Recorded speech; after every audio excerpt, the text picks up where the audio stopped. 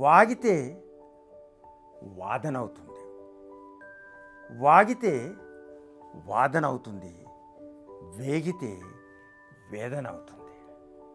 దీని అర్థం తెలుసుకుందామా? అతిగా వాగటం వల్ల ఉపయోగం ఏమిటి? అందుకే మౌనం మునుల లక్షణం.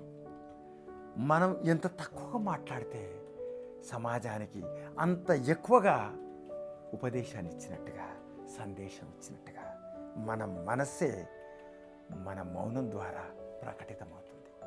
అతిగా వాగటం వల్ల వాగాడంబరం, శబ్దాడంబరమే తప్ప మన మనసు ఎవరికీ అర్థం కాదు.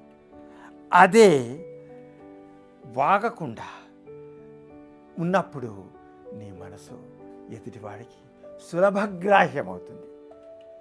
అలాగే వాగితే వాదన ఎట్లవుతుందో వేగితే వేదన అంటారు. వేదన అవుతుంది అంటే ఏమిటి?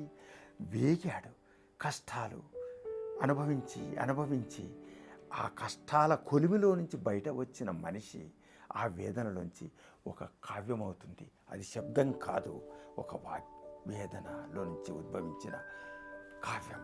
ఒక వాల్మీకి పక్షుల శోకంలో నుంచి వాల్మీకి ఒక శ్లోకాన్ని సృష్టించగలిగాడు.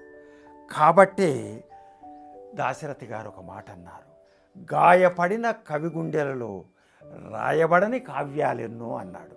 కాబట్టి ఈ గాయపడిన వేదనలో నుంచే రాయబడని కావ్యాలెన్నో ఉద్భవిస్తాయి.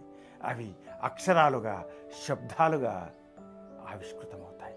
కాబట్టి మనము వాదన కాదు, వేదనలో నుంచి కావ్యాన్ని సృష్టించే ప్రయత్నం చేద్దాము. ఎదుటి వ్యక్తి వేదనను మనం అర్థం చేసుకునే ప్రయత్నం చేద్దాం. ధన్యవాదాలు. నమస్తే.